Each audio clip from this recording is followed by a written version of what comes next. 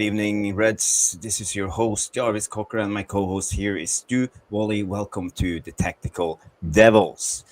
Yes, we are going to try to give a reaction to the dross of a game we just watched. Man United lost 2-0 against Newcastle United home at Old Trafford. It's Amorim's sixth loss after he became head coach of Man United, and we are sitting currently 14th in the table. It's not looking good, Stu. So, how you do, my friend, and how did you see the game? Well, it isn't looking good. You're absolutely right. How did I see the game?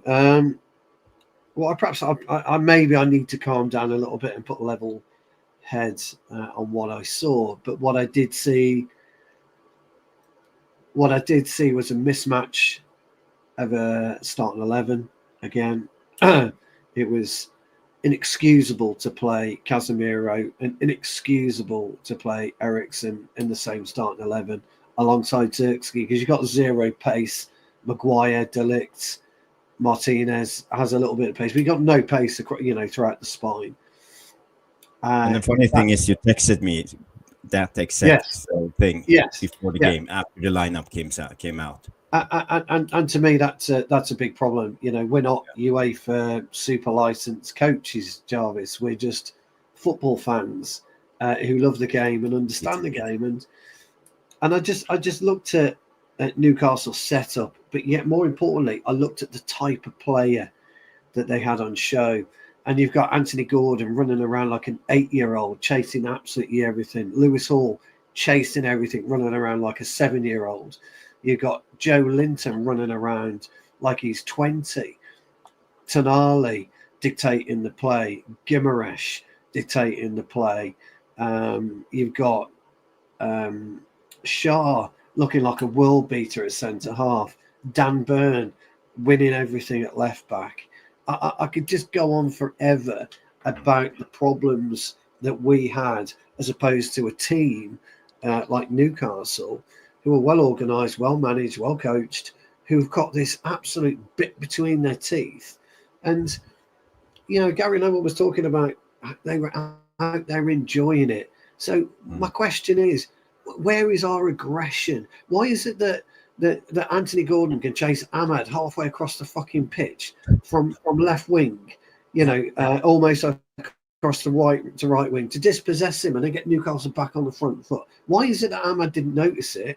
Or why is it that none of our players decided to go in and knock Anthony Gordon off his stride? Why do we allow him to run 20 yards behind Ahmed, win the ball and then move it?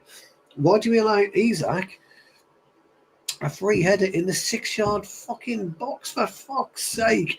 The ball looped up in the air and, Anana stayed on his line. Maguire, woeful defending. Martinez, woeful defending. I mean, he had his back to Isak. He didn't know where Isak was. Dallo, twiddling his thumbs again. Mazzari, twiddling his thumbs again. What the fuck was going on? And this was in the first 20 minutes. And after that, you could take your foot off your foot off the gas if you wanted, because you're in a winning situation and you're not being hurt by the opposition, or albeit we did get in with about 5 minutes to go, and I know we'll touch on Højlund again, but that's criminal. That miss was fucking criminal. The Casemiro miss, criminal. You could have been going in at 2-2 at half time, and then it's a different game. Now, the Xerxes substitution was warranted. I felt for Xerxes, by the way. He was completely swallowed and smothered in that because he's got no pace around him to help him. So, Eriksen and Casemiro are never going to hold him. So the introduction of Maynou was a slight game changer, but it was too late by then. You're 2-0 down. So you're almost we're in recovery mode. Yeah, right from the start, and you can't be in recovery mode. You've got to be able to understand the dangers that the opposition is going to pose and try and do something about it. So I've got a bit of a question here. I'm not quite sure what Amorim is seeing in the Premier League. I'm not so sure what he didn't know where his analytics department have let him down and didn't explain to them the position that Isak will take up, the position that Joelinton will always take up from deep. Yeah, but they don't have to explain Amorim. They have to explain Maguire, De Ligt, Well, Licha. yeah, but my point being, they should be They explaining face to you before they know Amorim the player. But De Ligt and Maguire, they should know this anyway. Mm-hmm. I defy anyone. Look, if I'm Harry Maguire, I've said this before, and I'm going to say it till I'm blue in the fucking face. If I'm Harry Maguire and the gaffer's telling me I'm playing, right, I'm going to go to the analytics department. I'm going to find out everything that Isak does. Which side does he prefer? Does he prefer the right side or the left side? Does he take the ball with his chest? Does he prefer it with his left foot or his right foot? I'm going to make myself as prepared. Does he run off my left-hand shoulder, or does he prefer to cut in between me and De Ligt? I'm going to know everything there is to know about him, and they've got everything that they can do. But he just ghosts in, does that with his shirt, does that with his arms. The ball's in the air, nobody's around him, and he pops one in. It's fucking, that is basic defending at its very best. So, but Amorim has got to be informed. He's got to be told. Our analytics should be with him constantly hammering in. This is how they're going to play. You've got to stop Tonali. You've got to stop Guimaraes. You've got to knock. Oh, guys, enjoy your family. Yeah, you've got to knock Joelinton off his stride. You have to do something. You've got to do something that will allow us to compete in games, and he's got to be better with his picking of his team. I said on a show last night, Jarvis, if it was me, I'd have stuck Rashford in as captain. I would have put him up against the media yesterday, and I'd have made him do something. Team, you're a Manchester United footballer. Interesting. I don't care what you've said. I don't care whether you say you want to leave. That can wait for the summer. Right now, I need you to get us out of this mess. You pledge a love and allegiance to the club. I need you. I cannot understand. I think Amorim's dropped the ball, if I'm being honest with you, Jarvis, over the last 3 games. He's dropped the ball for me. Even today, he was changing the back 4 again. Martinez off for Euro. De Ligt off. You can't play, and we said this, you cannot play Dalot as a wing back. You can't do it. He just doesn't know what to do. He has nothing to offer when it comes to going forward, and defensively he's suspicious. He's got nothing to offer. That means you can't play Mazzari to his best by pushing Mazzari out as a right wing back. He needs to be right at the 3. He's good there, or he needs to maybe put him as a holding 6 when Agate doesn't play. He would offer legs. He offers tackling ability, and he's got something he can do with the football. Today, I just want to go a little bit back, because I don't think we can't blame the manager or the head coach for players misplacing passes all the time, putting the effort in. It doesn't matter if you're talking zonal, if you're talking man marking, if you're playing 3-4-3, 4-5-1, whatever. If the player's not doing it, it doesn't help. Today, the first 30 minutes we don't show up. We are on the pitch, but we are not doing it. And basic things as a footballer: you have to run, you have to pass, you have to tackle, you have to try to win the ball. You've got to run. You've got to run. At least that's the bare minimum. I saw Joelinton expect doing anything if you come into a game and you don't run. Yeah, I saw Joelinton take on 4 players and wiggle his way around 4 players in quite a tight spot. Not one person popped his elbow in there or his fucking shoulder, tried to do a tackle, nothing, and he just came away with the ball. Yeah. Oh, it's just... Yeah, I see big up Lawrence coming in and say worst display they put today, very much low class playing. Yeah, it was. I agree. Yeah, I agree. Yeah. On the positive notes, I would say, but let's just bring up there was positives, by the way. In the second half, there was positives. Yes, there was. But let's bring up the tactical board, because we will try to do a tactical analytic of the game, and then this is how the team set up. They set up in a 4-3-3 4-3-3, and we set up in our usual 3-4-2-1 formation. And what I was looking for today was how we build up from the back. We have usually been pushing Maguire up and one of the DMs up, so we build in the 2-2 formation. But we didn't actually do this today. We went wide with our wide centre backs, and we played the ball through them when we tried to play out from the back. Semi-successful, I would say, but not very good. And it's also because none of these two guys, Eriksen or Casemiro, is good enough under pressure to receive the ball. And Joelinton, Bruno Guimaraes, and Tonali, they were patrolling, and there were no room centrally for us to play into. Another thing that I saw last game that Ten Hag has been trying to do is Ahmad in the 10. He's not actually operating as a number 10 anymore, because Masraoui, he inverts in this position, and Ahmad stays on the sideline. He goes really wide. So Ahmad and Dalot was our wingers today, and Masraoui was more in the midfield trying to help out. So that's an interesting thing, and he tried at least, but I think it didn't work. But it comes down to the defensive work of Lewis Hall, Anthony Gordon, Joelinton, even Tonali, Bruno. Everybody of them, they were really working hard, and every time Ahmad had an opportunity, he was 1 against 4. So there was no room for him to do anything. Yeah, so, they played quite well across the back. They lined up with 2 banks of 4, which is what you do. You're absolutely right. The interesting thing about 100% with regards to Maguire, we didn't make that attempt to push out. I remember saying to you on the text, I didn't think they'd do that. No. Tonight, and I made my reasons for it, because the actual spine itself. The biggest issue we had, though, Jarvis, if you go back to the original tactics board, is the position of Eriksen and Casemiro, and that was the problem, you know. So it's more like this originally. It was more something along those lines. More compact, though, but yeah. Now, what you should have done in this position is to kind of move Eriksen behind or in front, as I'm looking at it, of Isak, and Casemiro slightly behind him. So that's it. And that's a bit further. So he's in the front of Maguire, Casemiro. Oh yeah, here. Yeah. Yes.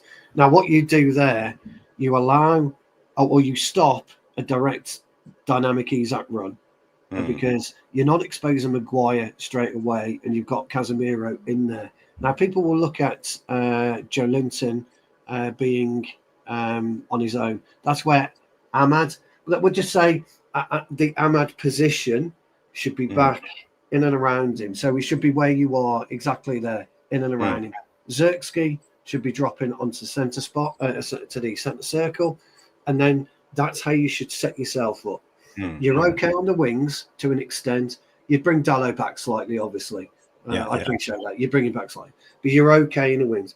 Now that's how you should kind of set yourself up in many ways. Now, if you look what I've done and how I've positioned ourselves, it's very difficult for Newcastle to penetrate us, because even if somebody does get a run off us, you've got your spare men. You've got Martinez and you've got De Ligt. They can come in to the edge of the D. If you were to pull those into the edge of the D, say, for example, Martinez and De Ligt, just pull them to the edge of, that's it, pull them to the edge of the D. You should have then, if, for example, Gordon snakes past Terry, you can then bring De Ligt into play by dropping him about 2 yards. That's it, perfect. Exactly right. But we weren't doing that, Jarvis, by the way. And what I'm trying to demonstrate here is how we could have countered it. But we didn't do it, and we did exactly what you said, by the way. I just wanted to make a, you know me. Yeah, this is how we should have I like to put I like to put a counter in from a defensive position, and that's what I would have done. Now look at the way that we are positioned. It's way more difficult, isn't there, for Tonali, Joelinton, But if you Guimaraes. go to the second half, we look much more compact, We were more more compact, yeah. solid. I don't think we actually did that, But we but we were started more. running, moving our Yeah. legs, and actually following our man and pressing. We didn't let them turn on the ball when they Do you tried to see what I play was out. trying to get at with Yeah, that? That's how I would have countered it if I was Amorim. That's what I would have done to counter. I'd love to know in the comments whether you agree with me, with our assessments, please, because yes, we're not always right. Big up Danny B, but can you see how I would what I've done there? I I've agree. I think suffocated that, it. yeah. Yeah. And shout out to people who are arriving late. Big up and smash the like and subscribe and all of Oh, that smash jazz. like. We've got, Yeah. I don't know how many people we've got watching, but I think we've got 60 on About YouTube. 60 people now at the moment on X and YouTube. Oh, I that's just want to brilliant. go back to this Yeah, formation. sorry. I just want to make that Yeah, point, Jarvis. Sorry, you mate. made a brilliant point. Thank you, as always, Stu. When it comes to our press play, when we Yeah. press, today we were extremely flat. We sat like this pressing a lot of the time. I was going to ask you And and, about and that. and the thing is, Newcastle has wingers in the 4-3-3, Yeah. so they pin back our wing backs. And, and what happened then? It left a huge space, and we know this from the Ten Hag era, Yeah. for Eriksen and Casemiro to cover all of this space. And you can also see they are numerically outnumbered. So this was the main issue, especially in the first half. It was much better when we had Maynou on the pitch, Xerxes out, and Maynou Quick came. question though. If you pop Yep, that back to how you had it, why do you think he played that way? Because I agree with you, by the way. mhm, He played with that flat three. Well, why do you yep. think he did that? Because he I'm depended not putting you on the on spot. I'm not yeah, putting yeah, you on but the no, spot. no, but I believe he depended on our center backs to understand the situation and the danger in this area and be brave enough and tough enough to move in. Yes. But they didn't. They Yeah. stayed passive. They stayed behind, and they left all the responsibility to Ericsson and Casemiro to defend all of this space by themselves. Yes, I agree with you. So, I think you're 100%. That was my assessment of it. mhm, Because I knew I could tell by the setup. There's no way we would be expansive from the back. mm, I always thought we'd be passive tonight. We had no legs across the triple of Ericsson, Casemiro, and Maynou and Maguire. We've always spoken about that triple lock. It should be a triple lock. That's the mm. idea of closing in and stifling the opposition. Was never going to work because we just didn't have the pace. Now Isak's not the quickest, is he? Now, well, he's not super ultra fast, but He's quicker he than gets up Maguire, there. Yeah. obviously. He's not the quickest. So I Mm, think when he saw Maguire, Casemiro, and Ericsson, he thought to himself, "That's I'm just going to play off mm, Maguire," which he did.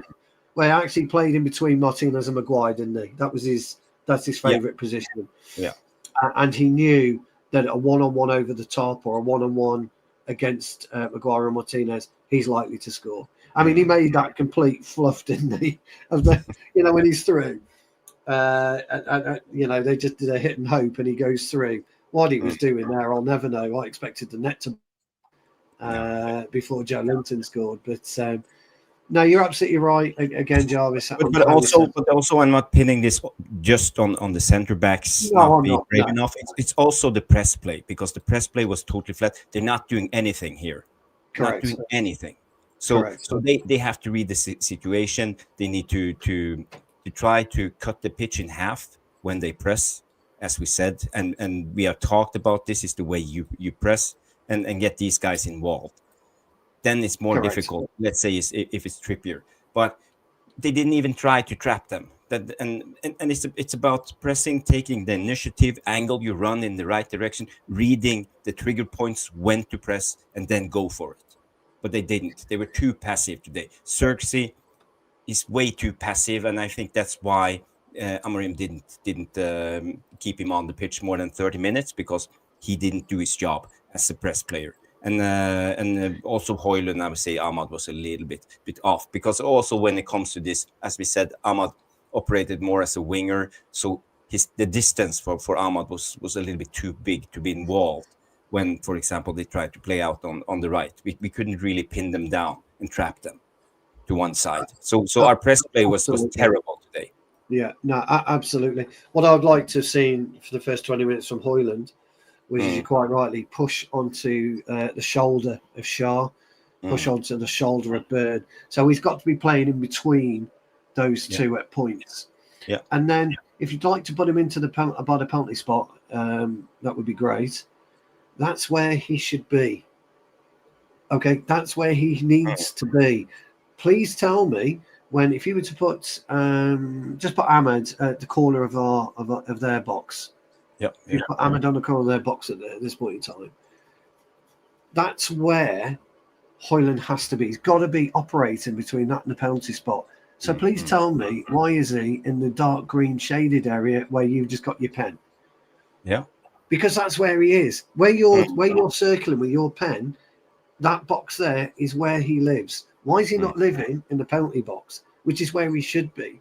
So when we are attacking, we are breaking. Why isn't he in there? Yeah. Somebody tell me, because surely Amorim can't be telling him not to be in the box. Surely not. No. I don't like it. I'm starting to pay too much attention to Højlund because he frustrates me as a player, as how he moves, and I see he repeating the same mistakes over and over again. We can go through this short snippet from the game, and I don't know, guys, you tuned in last game. We talked about Højlund's movement, how he's pushing, he's too eager, pushing the line, and killing the momentum of his run. He doesn't angle his run the right way, and when the pass comes, it's too late, and he has lost all of his momentum, all of his pace. So again, we can have a look at this, and just before we start with that, Jarvis. Yeah. Would you have come inside if you were Martinez? Or would you have stayed out wide? Because you were a ball carrying player. What would you have done in that position? Where Martinez is right now, what would you have done as a ball carrying player? Yeah, well, he's not under pressure, so I would just carry what I mean. the ball. Yeah. So you'd have just carried it on the same trajectory. You'd have carried it straight. Yeah, you just have to wait until the opening comes, and then when you're under pressure, because you want to attract pressure to open up space for your teammates. You can tell I'm not a ball carrier. I would have come inside. I would have come in. I don't know why. I would have, but I'm not a ball carrier. He's come in a bit late for me there, but. Well, but then you needed the movement, because the trigger point is you the needed movement. him out there. Because if they move out, you move in, and the opposite, vice versa. Agree. If you play like a all-time fullback. But again, here you see Xerxes is pointing, and he receives the ball. But here you see Højlund, and Højlund in this area. He's been standing on Shar. He wants to go in behind. He shouts for the ball, play it in behind, and he's standing still because he doesn't curve his run. He goes directly. He wants to run in a straight line towards the goal. And this is one of my biggest problems with Højlund. He doesn't understand how to move as a striker. And we always complain about his movement, and he doesn't get any service. But I think it's about the way he moves. You see, he pushes, and I just want to go back again. You see, because the pass, when the player who's carrying the ball is under pressure, the pass won't come instantly. Correct. Because you have to control the ball before you can pass it. That's just the way it is. And you see, he takes a jump back, loses all of his momentum. When the ball comes, he starts sprinting, but then. Yeah. And also, Jarvis, again, mate, you're 100% right. He's got no awareness of where Burn was behind him. Mm-hmm. So because he was too bothered about trying to anticipate the flight of the ball, doing his little hop, skip, and a jump, as you quite rightly identified, if you just play it on just a tad, why isn't he stopping there? Why isn't he had a quick look over there just to see where Burn is? Mm. And then he would have realised that Burn would have got the run on him. Yeah, and he's not in offside. He's trying to Exactly not be right. offside, but he's not aware that the defender is behind him. Yeah, exactly right. So you're absolutely right in the way that he plays the ball. There's Xerxes nothing wrong there. Actually, Xerxes did everything that he needed to do, but yeah, Jarvis in English on it is crap, Pete. Well, you're not wrong, my friend. You're not wrong. But he he doesn't look, does he? He's got no spatial awareness. He's got no visual awareness. He's got no aggression. You know, when you point for the ball, get on your bike immediately. Point there, get on your bike. Risk Yeah, being offside because there's going to be a time when you're not offside and you've got that run and you'll mm. get it right. It's the old switcheroo, isn't it? In terms of risk, But risk and reward. these are the things that a lot of these strikers they're not delivering the big numbers before they get into their 25s, even 30s. Look at No. Lewandowski and all of them, Yeah, because yeah. you learn after you play, because you need to understand. But this is what I see with Hoyland. I'm not sure that he's learning, because I see he's doing the same mistake over and over again, game after game. Yeah, he's not learning, and you know, when you had somebody like the great Ruud van Nistelrooy there, Yeah. surely it would be impossible not to learn movement or have an idea of. I go back to the analytics department as well. Mm. I go back to if you're a professional footballer today, and they are lazy. There's no two ways about it. But you should be doing everything you can to put your craft to the very, very highest you could possibly be. Mm. Okay, and that is studying tapes of Ruud van Nistelrooy, studying tapes of Dennis Law back in the day, Mark Hughes. There's a, you know, I was watching an old game against Oldham in the FA Cup semi-final, and we were run out of time. And Mark Hughes was in a gaggle of players around him, but he managed to get that volley. He anticipated the drop of the ball, and he got that volley, and we scored, and we went on and we won the Remember that semi. game?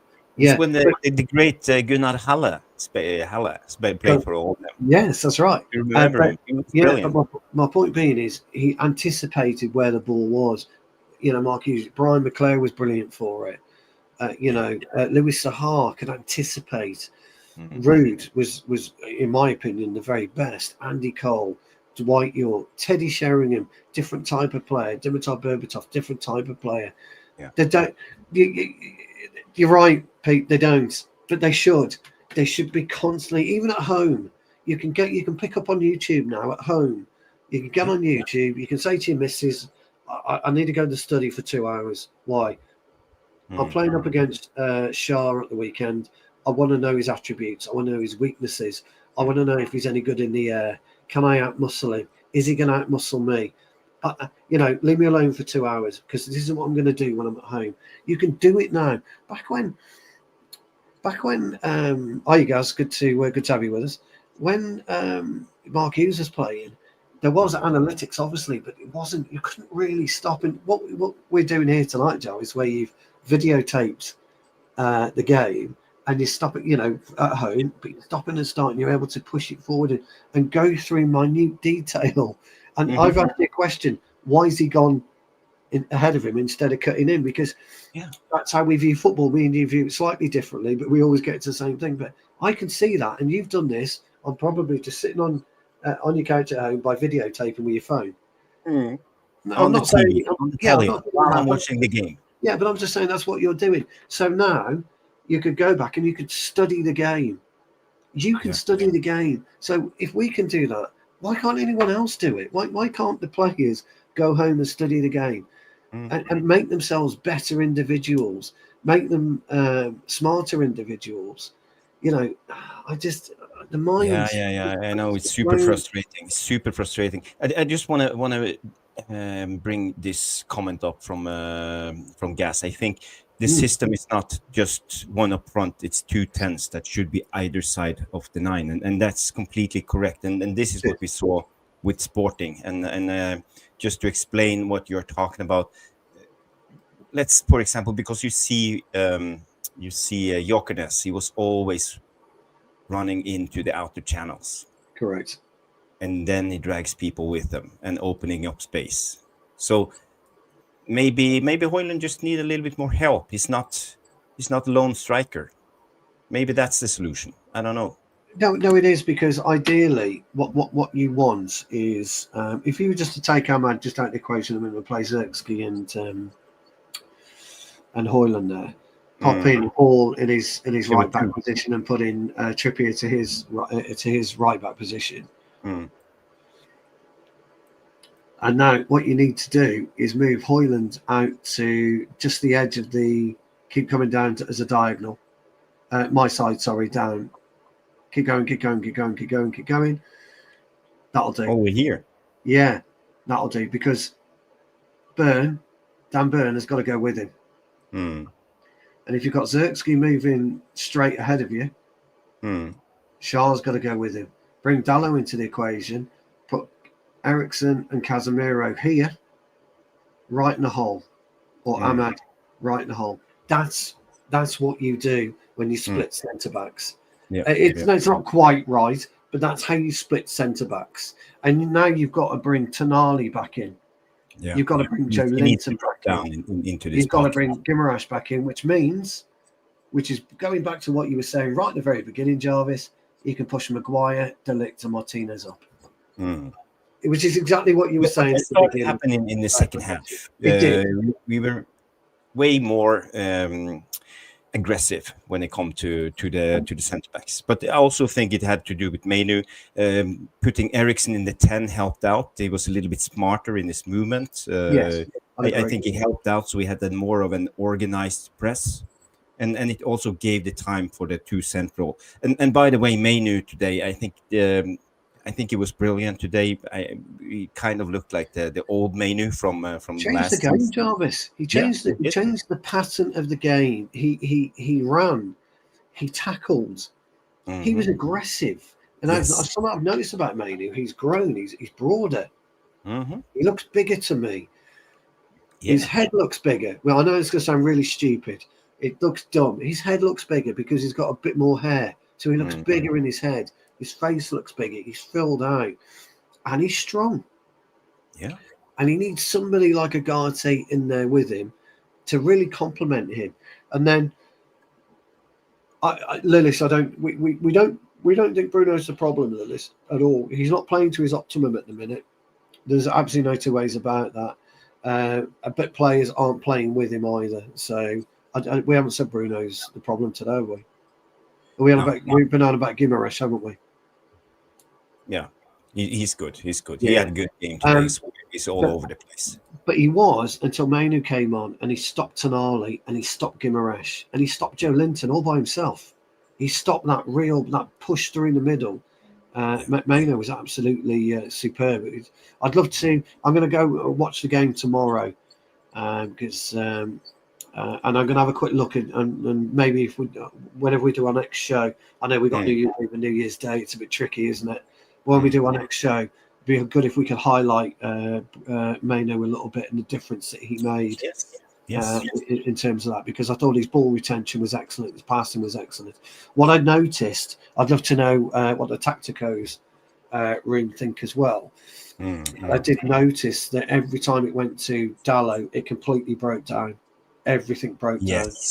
And I noticed that too. Yeah, it didn't improve when Garnacho came on. It didn't improve at all.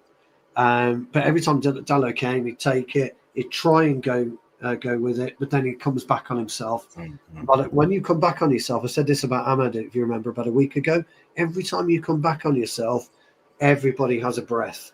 Yeah, it's almost a 5-second gift that you're giving the opposition to get into position.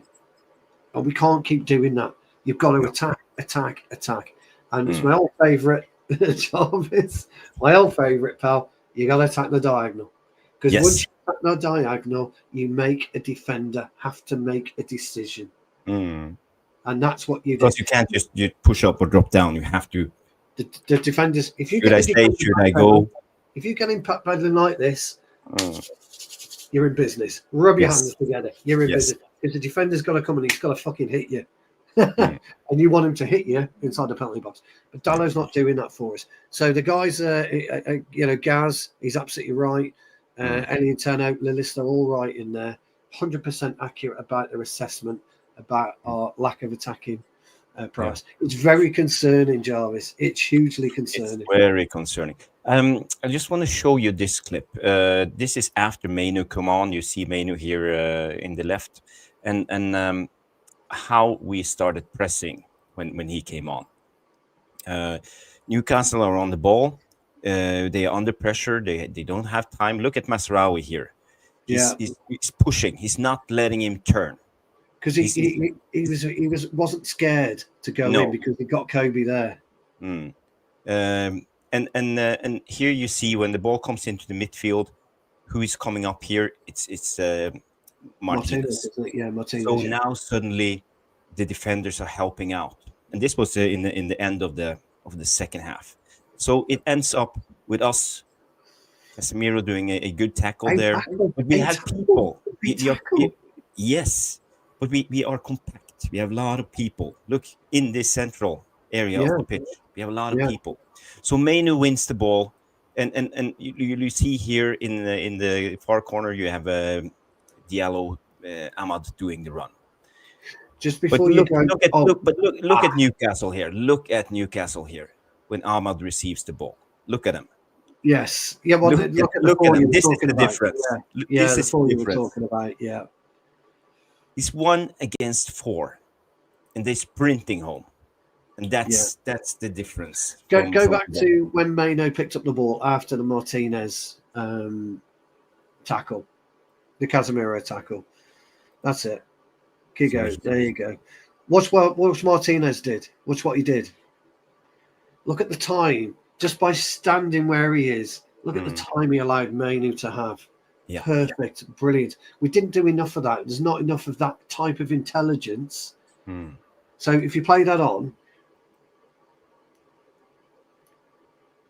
look, Tonali has got to push him out of the way. He can't. It was brilliant by Martinez, but then we didn't progress it because of exactly what you said. Look at 4 of them, all 3 of them sprinting. It's not jogging home; they're sprinting home. No, they're sprinting. Yeah. Yes, and this is in the 44th minute of the. Because they know that Ahmad can skin Dan Burn. Yes, they are aware of Ahmad 100%. Yeah, Lewis Hall was out of position. Joelinton, Anthony Gordon, Joelinton. Let that sink in, everybody. Joelinton. He was vilified when he came as a number 9. For Newcastle United. Eddie Howe puts him in, makes him a midfielder. Look at him, sprinting back. Yes. Again, though, Jarvis, you've pointed out brilliance, and I apologise, but I thought it was important to just demonstrate the little bit that Martinez did to allow that to... It's a subtle little detail that a lot of people miss. Yeah. But you were right. But look at the space that Maynou is able to occupy. He's doing this constantly. He's looking around. I know if I go a yard, I'm still going to have 5 yards of space around me. He was so good today. Kobe Maynou was. He was so good. Is he a better 10? Do you think? No. I think Gaz Taylor might have asked that question. Yes. I think he can play in the 10. Yes. But I think he's starting to become a number 8, and I think he's at that age now that we just have to finish what we started, playing him as the 8. Yeah, Gaz thinks he can. So that's quite interesting, though, isn't it? That's quite an interesting viewpoint. I think an 8 to 10. I agree. I think he's got definitely he's an 8, but I think he's got the potential to play as a 10. But I felt when he played with a player like Eriksen that they can just. Eriksen was good in the 10, wasn't he? Eriksen was good in the 10. Yes, it was like the thing was clicking. It's not like ticking all the time. It's not something spectacular. It's just made it tick. And then you get players like Maynou into the game. And the second half we actually played really good, but we can't finish. That's a problem. Oh, don't even go there. Yes. I mean, Maguire had the most difficult chance, and he popped one on the post. And he had the most difficult chance. Højlund's and Casemiro's are both inexcusable misses at that level. And I would say Lenny Yoro's header was also way that's a bad miss. Maynou have often he's not under pressure. He's totally all alone. So yeah. Yeah, me and you have often spoken actually, and funny enough, it was brought up again at the beginning of the Sky Sports coverage, and that was the one chance, one goal that you get in a game. You Yeah. could be battered for 90 minutes, but you get that one chance. Mm. It falls to Eric Cantona, and we win 1-0. He peels away, and we win the game 1-0. One Mm. chance, and we were battered all game up at St James's Park. Mm. And that's a real footballer. Do you get that one chance? You Mm. know, people can say what they like about Haaland, and I'm very critical of him. I don't think he's a footballer. But sometimes he just needs that one chance, doesn't he? Bang. Yeah. And it's Mo Salah, that one chance. Yeah, yeah, Bang. yeah. Mo Salah, It's it. he's Cole been Palmer, one chance. Goal. different league this season. Yeah, Yeah. yeah. And Uh, Hoyland's got to be there. He's got to be there. He scores that goal. It's a completely different game. And the second half changes. yeah. And we maybe steal the game. We maybe steal the match because we were better than Newcastle in the second half. But I Yes. think that's a lot with Newcastle taking the foot off the pedal. If we'd scored, it could have been a completely different game. It could have. It could have. So again, we are back to what we have been lacking, and that's clinicality. We create enough chances to score at least one and maybe two goals, and even if we were, yeah, we could even score three goals when you think of it. We have the Casemiro, we have the Maguire header, we have the Euro header, and the Ericsson chance when he puts it over. So yeah, we created a lot of chances. Rashmano comes in, he's been at the game. He say that football tonight was like League One stuff. Playing Casemiro and Ericsson will always kill us. Yes, I agree, but as we said before you came in, it wasn't all their fault. It was the big gap created in the central area because Newcastle had their wingers to pin down our full wing backs. So there was a huge gap, and our centre backs weren't willing to push up and help. Yeah. So the task for Casemiro and Ericsson was really difficult. If we have had Ugarte today and Maynou, I think we would have also struggled if we set up in the same way and were as passive as we were in the first half, because the gap was massive. What did he say in the interview, Rushmano? Because I've not heard it. Yeah, if you got any comments from Amorim, bring them in the chat. And, guys, we've got 22 likes. If you could just please come over, if you're watching on Twitter, please come over to YouTube and press the likes, because Jarvis has just set this channel up and he needs your support to grow it. And we're looking to get 3,000 hours views, 3,000 hours of views by the end of January, aren't we, Jarvis? And hopefully we can do that. Hopefully we want to try and get the subs up to about 500 by the end of January. So anybody that you know, any friends that love football, love tactics, please just can you get them to subscribe? My old mate Jarvis, I promise you. Just sub and like. Thank you. Yes, thank you. Jarvis has worked hard to get this channel up, and I know he's a big favourite of you guys. So please support him where possible. Thank you, Stu, for those kind words. Let's go through the goals and have a look. The first goal from Isak. Do we have to? Yeah. I'm sorry for the quality. I have to zoom in. I can't have the Premier League badge and anything. Then we will. So, just as you know, so we will play it really slowly here. Newcastle is on the ball. They switch play to the other side. They have Anthony Gordon on. Is it Gordon who is on the left, or is it Lewis Hall? It's Lewis Hall. Yeah, it's Lewis Hall in this. Lewis Hall, yeah.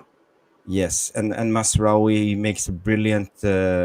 Takes down the ball. Can you imagine Dalot doing something like this? Yeah, just stop it there. Not in a million years. Just stop it there. If you go back, keep going. Look at Martinez. He knows where Isak is. You've got to get it. If you're Martinez, you have to get in front of him.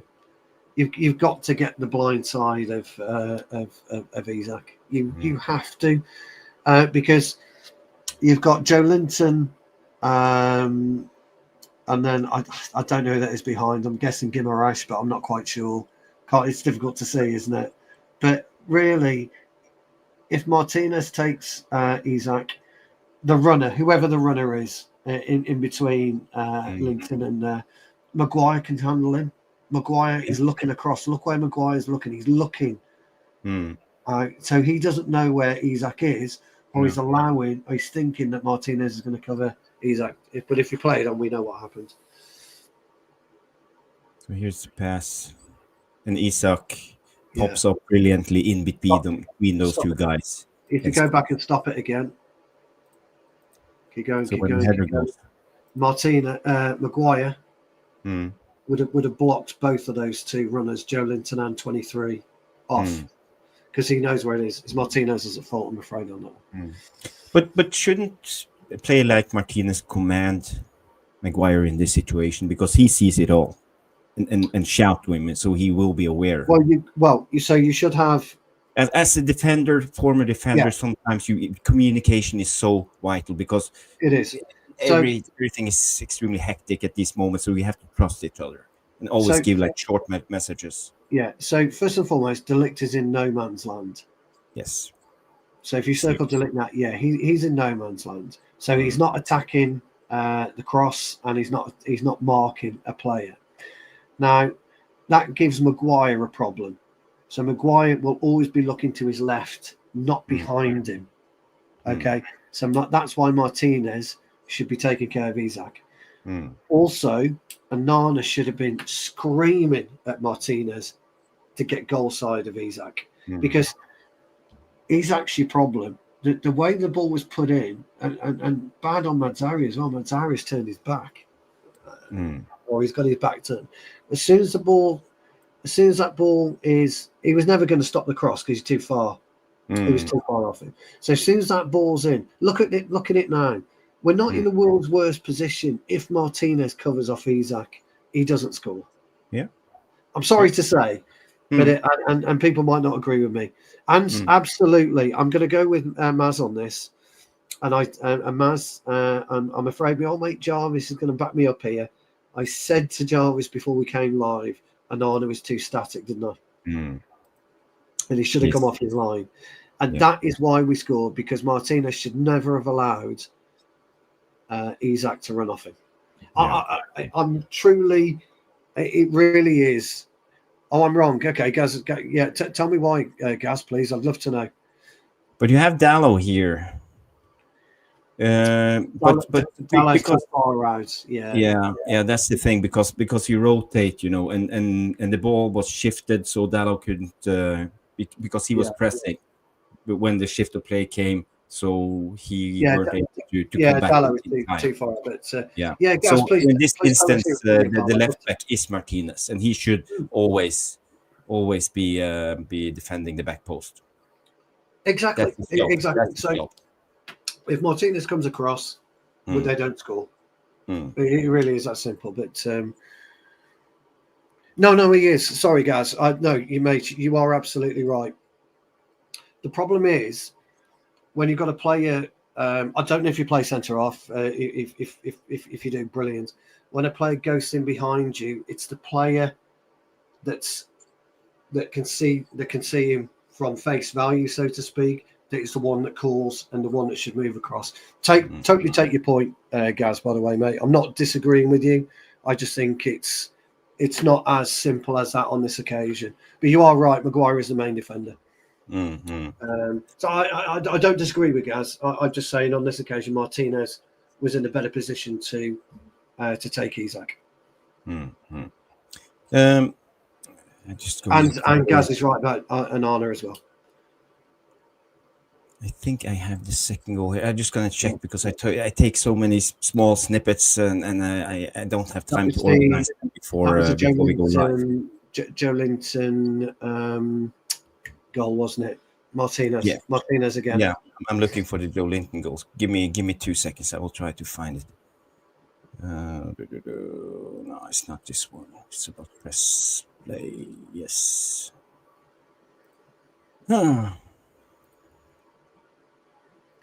Tell you what, some fucking good knowledge in this chat as well, isn't there? Yeah, they are brilliant. These guys are brilliant. No ball. Okay, here's the goal. Yes. Let's see. Yes. Um, let's just bring it up. Just going to slow it down a little bit for us to analyze it. Let's go down to 0.5 on first view. Tonali to Guimaraes. Guimaraes, yeah. There Look is at the spaces. ball. And now, we see Gordon. Anthony Gordon comes. And it's too passive defending from Masraoui. Yeah. And he gets... Yeah. And Joelinton comes in there. Yet again, another... Gaz says don't show the corners. So what do you see here, Stu? Yeah, it's a bit of a difficult one. We are Martinez, Maguire, Yeah, and the Ligt well positioned. They have control on Ericsson is off a good 10 yards off of Joelinton, isn't he? Yes. And there's your problem. So Joelinton's, he's allowed to just watch Joelinton now. He just jogs all the way back, because you see, I think it's not. Is it Ericsson pressing? Yeah, it's Ericsson there. Yes. Yeah, we get the ball away. Yeah. So it's Ericsson pressing all the way up. But he's jogging back. Joelinton's in acres of space. Ericsson's not picking him up. Mazzari's not tight enough again. I think Gaz is right here. He's not tight enough. Ahmad's is nowhere to be seen. Well, he is, but he's completely in the wrong. Now the cross comes in. So how do you see the defense? Yeah, well, actually, Maguire's in a good position this time, and Martinez isn't in a bad position. He's just too slow to react. Watch the cross and watch Linton. This is Ericsson. Yeah, watch Joelinton now. Watch the cross. Bang! There he goes. Yeah, he was just too weak and too slow to react. Yeah. So we just got physically dominated. Dominated, yeah. When you look at it, when you go back, it wasn't that bad in terms of a defensive structure. He just wanted it more. Joelinton did. Look, it's not the world's worst defensive structure. Our back three are okay in many ways. Ahmad again should be tighter. I think Gaz mentioned it. He should be tighter with Maz for sure. So he should be pretty much side by side with Maz. I know you could equally say then that the ball goes out to Lewis Hall. That's fine, because that's a much more difficult cross, and you'd have to get more power on it. But Joelinton look, Maguire's in a good position again. De Ligt, not bad, but Martinez just ball watching. He gets dominated. Yeah. He just get dominated. It's not the world's worst goal, actually. That the first goal was terrible. It's just not the world's worst goal. Before we go through more clips, should we just go through some of Amorim's comments? I see here Rashmano is posting a lot of them, so thank you, Rashmano. Always a good supporter of this channel. So no, I think he comes in, say Amorim was very honest, and this is an Amorim quote. You have to think about the team. The players is suffering during the game. We need another midfielder. It was tough on me to do that. I talked with Joshua on that. So it's about subbing Josh Xerxes early. So as a player getting subbed in the 30th minute, how do you feel when you see that the sign with your number? Well, I'll be honest with you. If I get subbed at any time, I throw a hissy fit. I got hooked on our last game of 2024 after 65 minutes. And I wouldn't speak to anybody. I went straight to the changing room, showered. I didn't talk to anybody. I was livid. I haven't spoke to the gaffer since. Fuming, absolutely fuming. I was like a big baby. To be honest, it happens in football. But if you were Josh Xerxes in this situation, because he hasn't played, you've got to suck it up, mate. You've got to suck it up. It could happen to anybody at any time. You've just got to suck it up. If you're embarrassed, Gary Neville saying, "Oh, that's embarrassing," and all this and all that. You just got to suck it up. Yeah, sorry. But if you look at Amorim in retrospect, he did the right decision. He didn't make the right decision. I think Amorim had realised he made a mistake. And then, he made the right decision, and it changed the game in many ways. We have to applaud Amorim for really good in-game management. he's got to make he's got a big decision on Sunday. Yeah. Amorim. He's got a huge decision on Sunday on what to do, how he plays, and the personnel he uses. Mm-hmm. And Amorim comes in and say, no change in my idea. I change something tactically every game. I believe in something, and I will stick with it. I like that. Yeah, I like that. He's right. You can't change. I was bought in. Amorim was bought in because of his ideas. I cannot change. He's probably told. We've got some new people in the Tactico room. I think Bandalulu is new. Oh, sorry, I hope I haven't butchered your name, pal. Bandulu. Great to have you with us. Bandulu. Yeah, thank you. And Aaron as well. Yes, big Aaron. Big up, Aaron. Aaron, I've seen you before a lot of the time. Big up. Aaron, home yard? Yeah, it has to be Aaron. Yeah, so you've got to, but I mean, you have to back the manager. And, he's obviously told the board that, for me to succeed, this is what I'm going to need. We can't do anything till Thursday morning or Wednesday morning, whether we've got people in place. Big up now. Big up Aaron. Yeah. Whether we've got people in place or not, I don't know. But he will want changes. He will demand changes. And we've got the second half of the season to sort it out.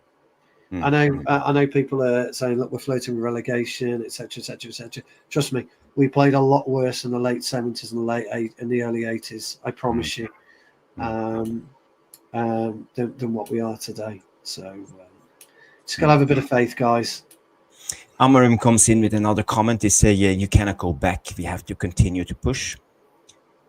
We had 4 trainings altogether. So again, he talks about not having enough time. His idea as well. Yeah. Well, we've got a week. I'm trying to do, but I'm here because of my idea. Yeah. So he's actually got a week.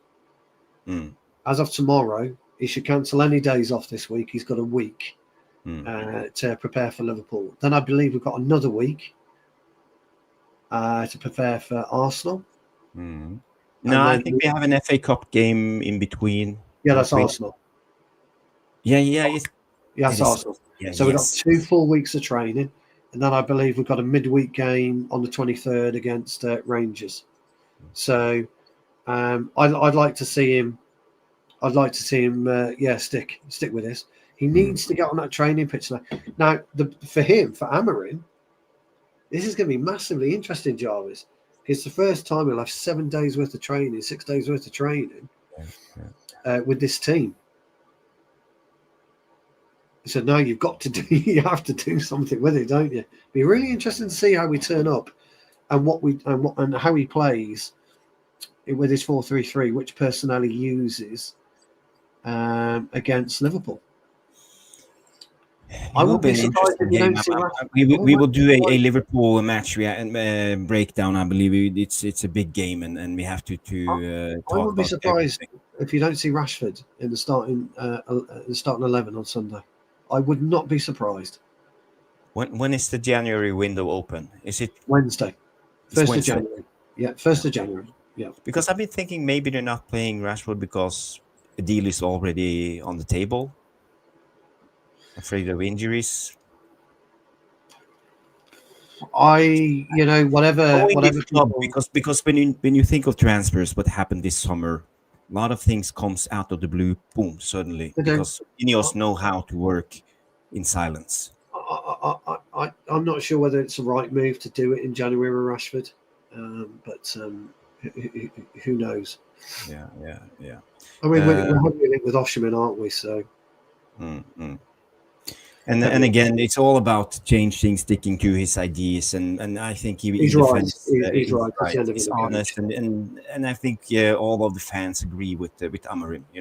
The point you made about Ten Hag, by the way, at the beginning of his regime, when he changed his system, the point you made was you should never change his system as a coach. No, stick to your guns. And I saw Rashmano earlier made a comment that the fans at Old Trafford are supporting Amorim 100%.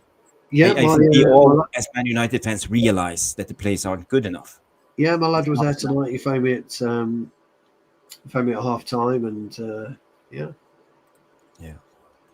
Thank you, Lillis. Hit the likes for Jarvis and Stu.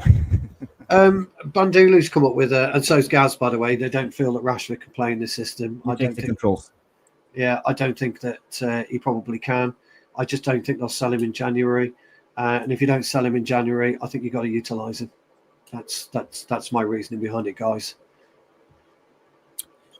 Well, yeah, certainly it's not looking good. I don't think Højlund looks good. I said before Amorim came in that I believe that Rashford actually could play a role as a striker in this system.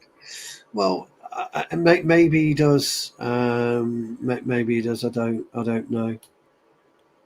I don't think there's any Bandulu. I don't think there's any Amorim out, pal. Not that I've heard. But a lot of people are getting frustrated by the system, frustrated, the 3-4-3, and they believe it's, for example, alien. I'm not taking a dig at you, Peter, because you know I love your footballing comments, but it takes time. It takes time for these players to learn, and a lot of other teams play the 3-4-3. Wolves do it brilliantly. For example, Newcastle, Nottingham Forest. Yeah, Wolves have got some great players set up for 3-4-3. Cunha, Aït-Nouri, that big striker Strand Larsen. I saw something that I hadn't seen that you've been babbling on about, Jarvis. I saw his movement was better. His goal was terrific. I think you could probably blame Forster for it, but Cunha again, absolutely tremendous. I mean, Jesus Christ, he would be a diamond for Amorim. He would be brilliant for us. The way that he carries the ball. Aït-Nouri was superb against Tottenham.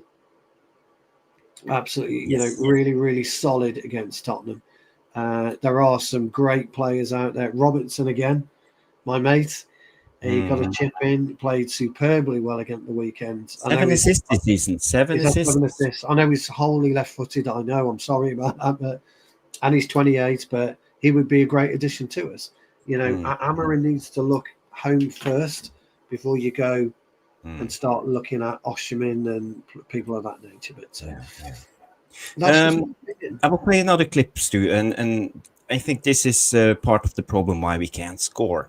It's actually a good chance from us from Diallo, but again, I think we lack the movement when it comes to open up space.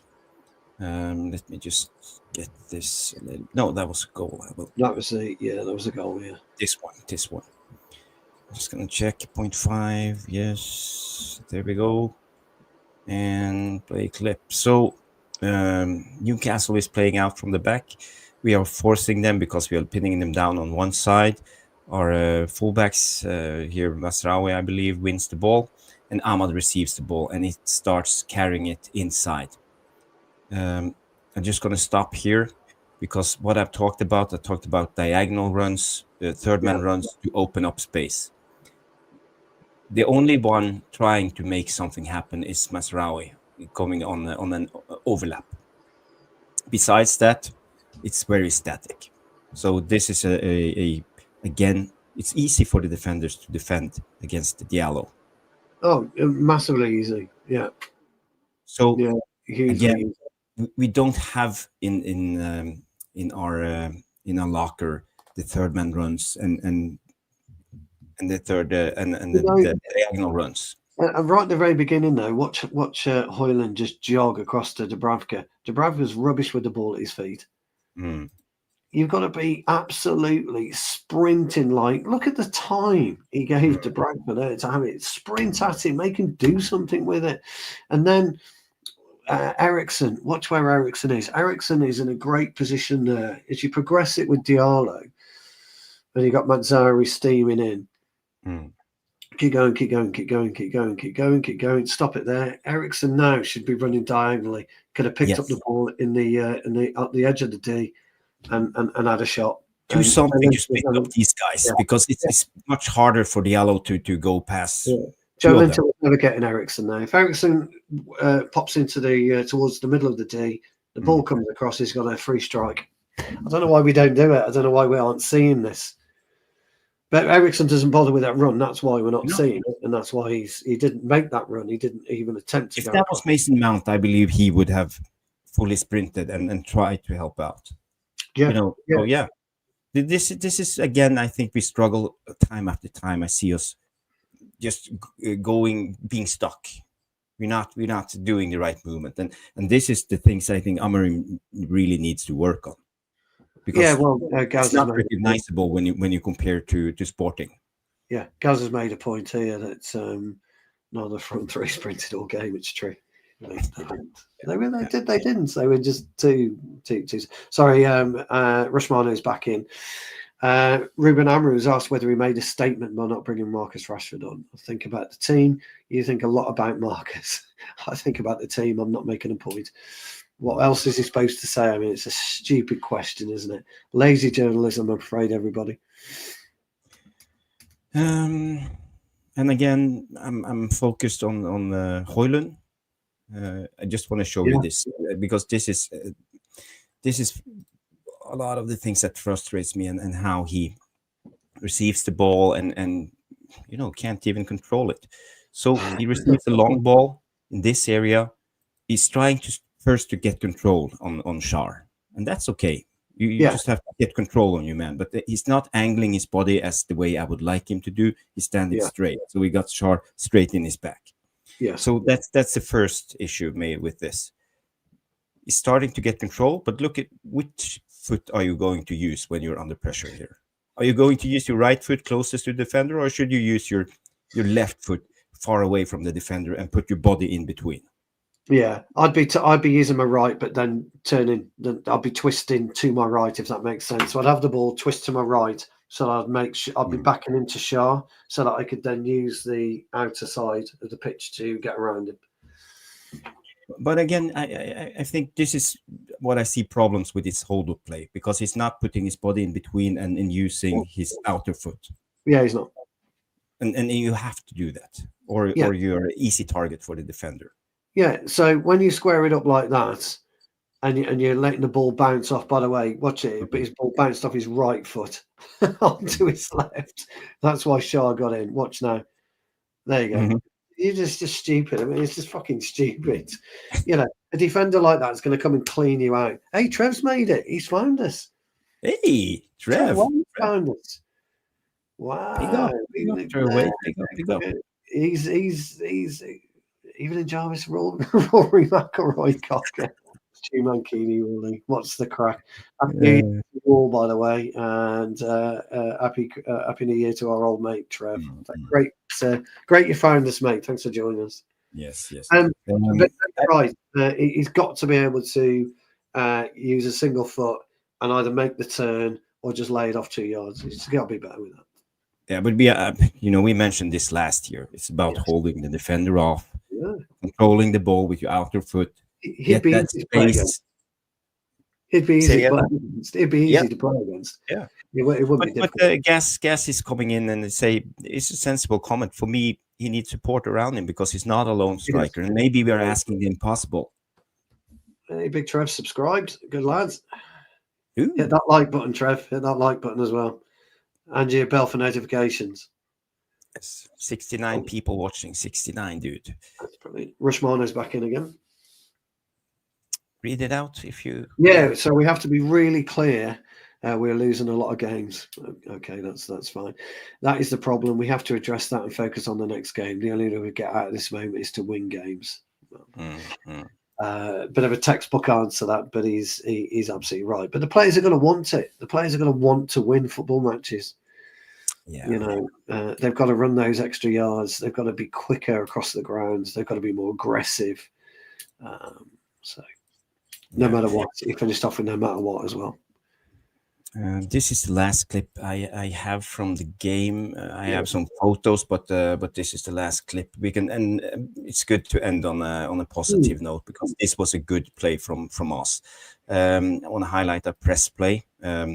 We are pressing Newcastle, trying to play out from the back. You see Højlund curving his run here to get the pressure on this guy. We are trapping him in, and now you see our midfielders are pushing up. So we are coming into that exactly the position you wanted them to. Yeah, that exactly the position you wanted them to be, and what you highlighted at the. I think it was last game. Look at Kobe Maynou here. Yeah. He's doing the perfect movement. He's seeing the trigger point. The trigger point is the pass to a lone defender with no options, and then you move up. And yeah, we won the ball.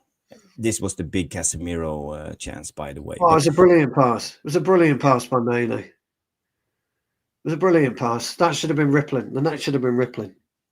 Yeah. Well, it's Casemiro. But the net should have been rippling. I want to highlight the press play here. Kobe Maynou. He made this chance by himself. I just want to point out, you were right about Højlund again, by the way. Just look at his body position. Yeah, let's have a look at Højlund. Just watch Højlund. There you go. Look at his body position. Wrong way. Completely the wrong way. Completely the wrong way. I mean, Maynou had two choices actually, didn't he? I mean, I think he made the right move by popping in, but he could have laid off Højlund as well. But I think he made the right move by popping in Casemiro at the two. Got to score. Yeah, but Højlund should be stretching out here. Correct. He does eventually. If you watch the ball into Casemiro, it's too late. But there he goes.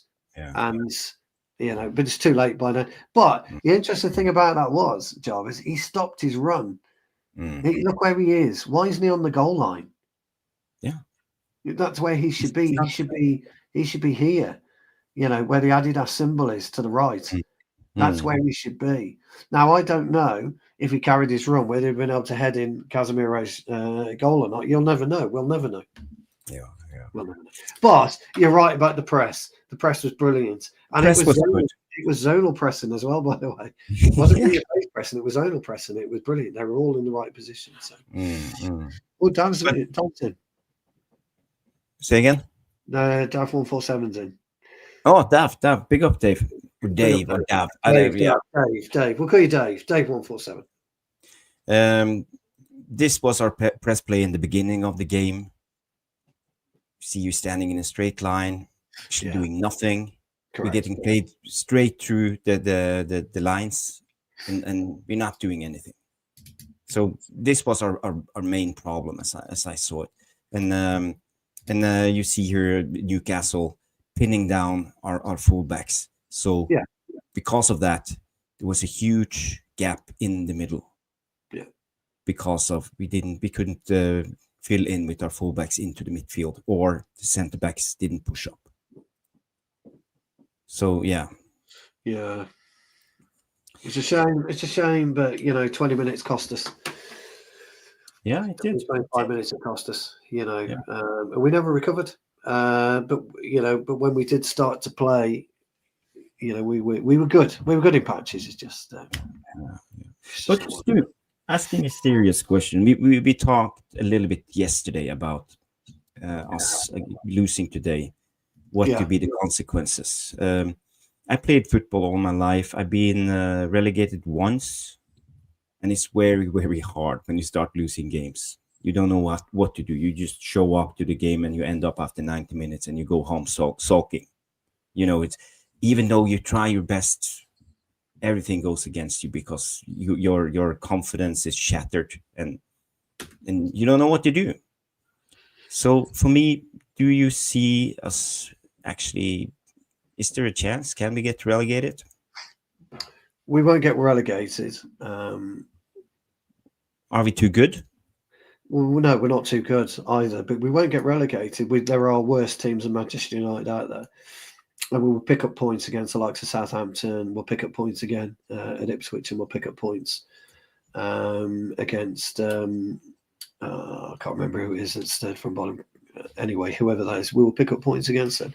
What our issue is to a man, they've got to believe in themselves, and they've got to want to win football matches. You've got to want to play at the highest level week in, week out. They're not. Wolves and Ipswich will finish ahead of us. Okay, that'll be interesting.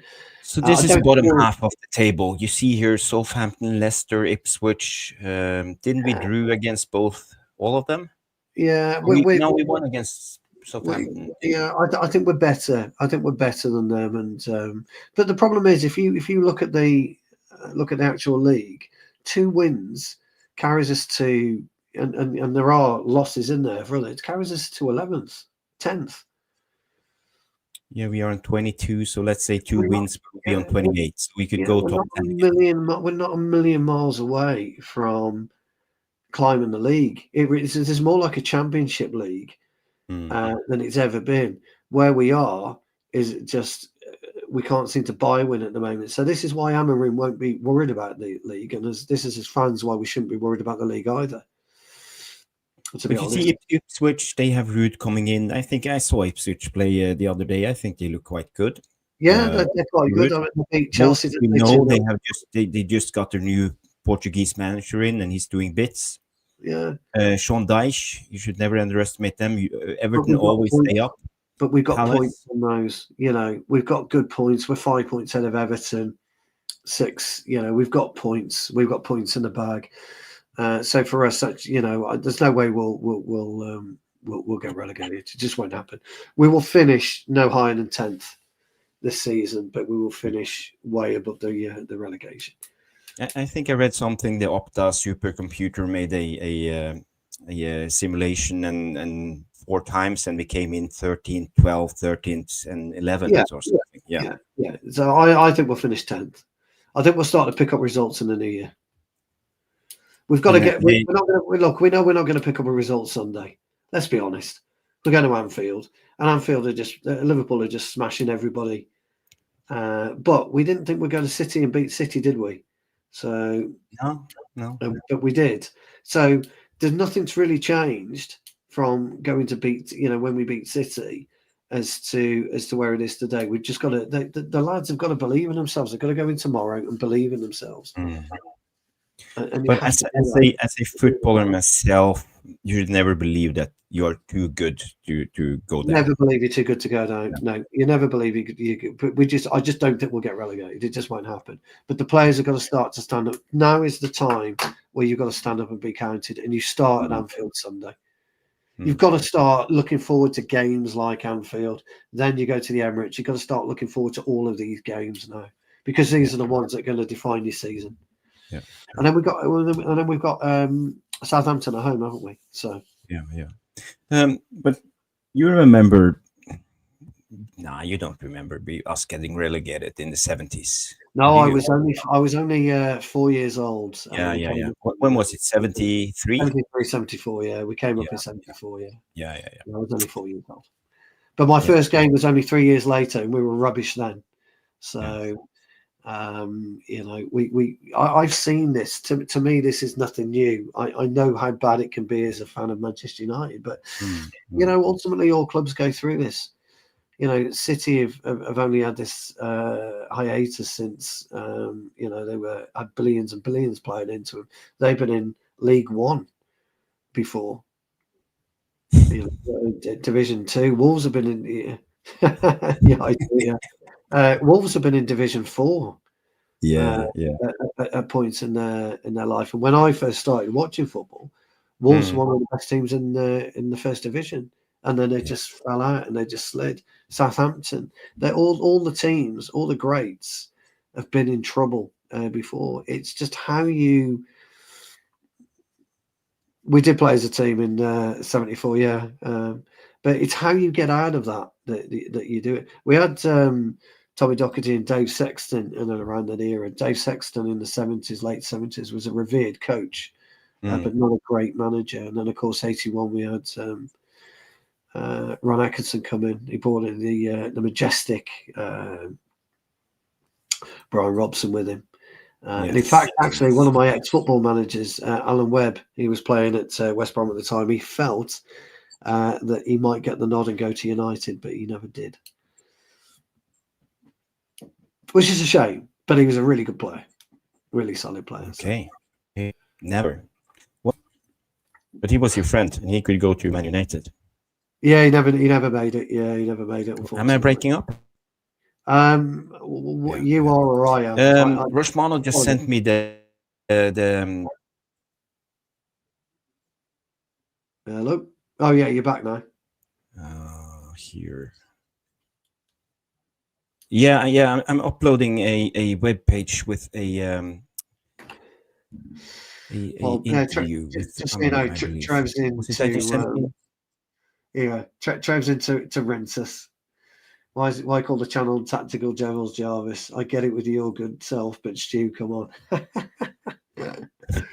And Gaz is in. Sexton was like Van Gaal coaches before their time. Correct. He was brilliant coach. Just never really pushes. We did get Neil Webb. Yeah, we did. Yeah, we did get Neil Webb. Have you got it going or? Yeah. I'm ready. Yeah, go Let's for see it. this. Let's see if we can play this. Don't go for it. It's a Start beautiful ride. sports. Yes, Trev. Are really, really struggling. We're going to hear off them. They've got Liverpool next on Sunday. Huge. Can anyone see anything other than a pasting from Liverpool? Then they got Arsenal in the FA Cup third round, whooping on that. They play Southampton at home and Brighton at home. 6-pointer, Southampton. If they don't win those two, or at least one of them, can we genuinely count them out of the relegation? Well, let's go over to Alan, who's a Man United fan. He was at the game evening now. Come on. Let him speak, Al. I sit in the south stand with a lot of posh people, and they've been going against his kids and for generations, and they was all talking about the same thing this evening. Would you put any trust in any of them players to get us out of the relegation battle? And we all agreed, no, we wouldn't. Honest to God, genuinely, hand on heart. I remember I used to walk around that stadium when Sir Matt Busby used to walk around it, and I used to have a talk to him, and you could see the love in him. Yeah. Now, all we've got now is broken hearts. The club, honest to God, people keep looking at the scores. They don't realise how bad the club actually is. How bad the fans get treated outside of the security. I've just witnessed a woman next to me getting manhandled off three male security men. Now, fair play to... Okay, there's some... okay, let's just remove this so we won't get... Yeah, we don't want to get embroiled in that at all. No. But there'll be no comments. There'll be no comments on that. Look, there are going to be a lot of fans out there who are going to be very disgruntled tonight and worried about what we're going to face on Sunday. Are we likely to get taken out 7-0 again? I wouldn't be surprised if Amorim doesn't do some kind of masterclass on Mr. Slot. He's got it in his locker. Whether the players have or not is a different story, but he's got it in his locker to do something. I always remember... Ollie had the sign of the devil over Guardiola. Guardiola, just couldn't beat Ollie. Ten Hag had the sign of the devil on Guardiola as well. It has happened. There has been times where you can be absolutely woeful, but something changes, and then you become this team that is difficult to beat. So I think it's going to be very, very hard. I've got a load of Liverpool friends, and I've been texted constantly tonight about how bad we are, and we're likely to get a 7-0. Are they going to go for 8 apparently on Sunday because they only beat Ten Hag by 6? It could get ugly. It could get ugly. Because we know these players, they can drop their heads when the tough gets going, and we've seen it. But they've got to dig deep. Now the tough, it's really hard now, and you've got to dig deep. You've got to dig deep in life, Jarvis. You don't get handed anything to you in life at all. You don't get anything given to you on a plate. You've got to work. You've got to especially on the football pitch. Especially on the football pitch. And you've got to wrestle for it, and you've got to fight for it. Yeah. And that's what our players have got to start doing, and it's up to them now. Yeah.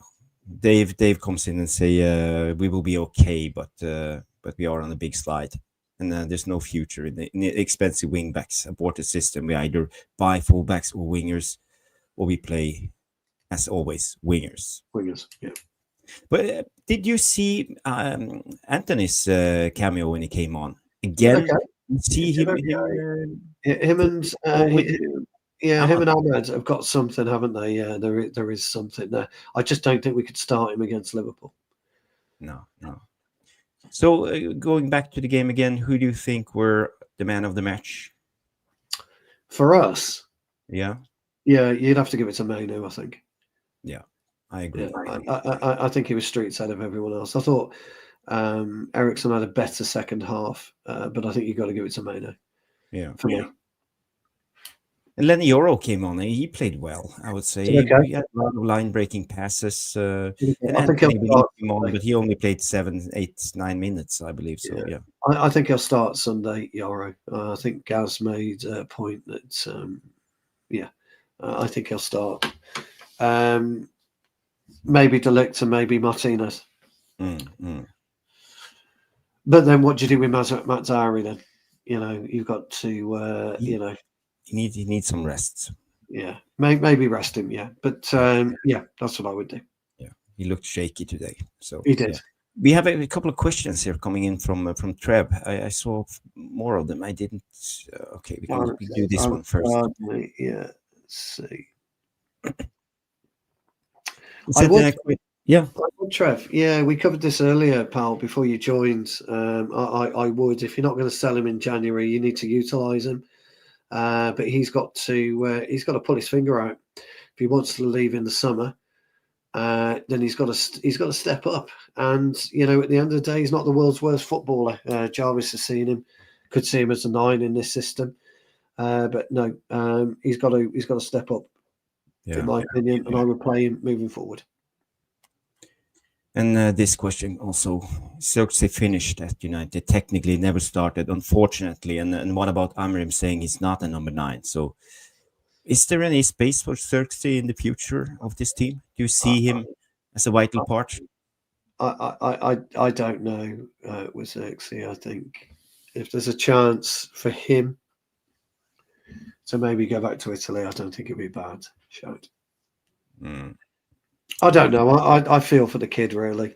He's very talented. Every time he's got the ball at his feet, he's very good, very quick with thinking. I just don't. I don't know. I think if I was Xerxes now, I would, and there's a chance for me to go back to Italy. I think I'll go back to Italy.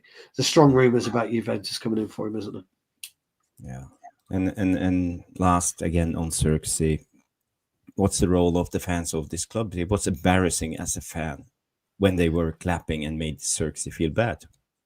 Yeah, I thought that was poor. I think you should support any player, irrespective of how he's playing. I think you just need to get behind Xerxes. There is unquestionably a player there. Unquestionably, there's a player there. He needs time. He needs time and he needs patience, but he needs to come out right now. He needs to come out the system. I wouldn't play him or put him on the bench on Sunday. Take him out. I would take him out. Give him some rest. Give him some rest. Send him away on holiday. Yeah. Ashraf Asiraf comes in and say we somehow deserve to be relegated. There's still a lot of games to go yet, but I understand where you're coming from, but there's still a lot of games to go yet. Yeah, and the Mustard, big up the Mustard coming in with a lovely Newton Heat. It's beautiful. Yeah, beautiful. Yeah, Jesus out, by the way. And loan him, yeah. Yeah, you could do, but we need to be very, very careful with what we do with him. And Amorim will need to chat with him properly tomorrow and just talk it through with him. Mm-hmm. Well, I don't have any more. I need to see the game another time just to analyze it really and to go into it. But we got a gist of what happened. I hope people enjoyed the show at least. We went on another loss. Liverpool coming up next. So get your comments in the non-live comments after the show. It really helps out the algorithms, and I will be there. Stu will be there. We will be keeping on the discussion with you guys. And yes, and how you say on your game, where did we where was we wrong? Where were we right? Do you agree? Do you disagree? And if not, just leave a big up and high. That would be good enough. Got to give the Tactico room a big up as well. Some great comments in there. Some real good knowledge of football as well. So brilliant as always. So thank you all. If we don't see you before, guys, Happy New Year to each and every one of you. Hope you have a great time with your families. Hope you had a great Christmas. Let's not let United ruin us. Me and Jarvis will be back, probably Saturday, Jarvis? or Friday Well, night. if not earlier. Earlier, yeah. So look out for us. But we will be back to preview the Liverpool game. And but thank you ever so much, everyone who's tuned in, everyone on Twitter or X, whatever it is. Please come across to YouTube, drop that like. As I say, Jarvis has worked hard to get this. Are you Rich? Big up, Rich. Jarvis has worked hard to get this channel up and running, and you guys have shown him some great support, which is brilliant. So if you could continue that, that'd be great. Yes, and I wish everybody tomorrow a happy New Year as Trevor Wade comes in. I hope you guys enjoy yourself. Don't be too trigger happy on the fireworks. It's a good but one. it will be a good end of the year, because I feel 2024 has been a dreadful year for a Man United supporter. Although we won the FA Cup, but yeah. Yeah. While you're all on as well, Rich is in the channel. Subscribe to United TV as well. He's a great guy. Me and Jarvis sometimes appear on Rich's channel, so please go across and subscribe to him. He's growing his channel, and he's very much like us, is Rich. So great to see you supporting us, Rich, and hopefully the guys will support you as well. Yeah, and big up to Jay, Trevor, Gas, the Mustard. Yeah. Roshmano, as always, our chief moderator. And by the way, if anyone else of you want to be moderator, give me a shout out in the non-live section, and I will add you. And we have Dave. Who else? Gaz has been in. Ashraf. Balulu. Was it Balulu? Sorry. God, I'm going to ruin his name. Naz has been in. I think it was Balulu. Oh, crikey. He's gonna get upset with me, Jarvis. Peter, Alien Tenno. Yeah, Peter. Bandulu's been in. Aaron's been in. Alien Tenno. Yeah. Thanks Aaron all. All of these Flying Pig legends. Thank you guys for supporting the channel. Yes. Yeah, that's the end of the show. So hopefully we will see you on the next, and have a good one. Happy New Year all. Happy New Year. Bye-bye. Bye-bye.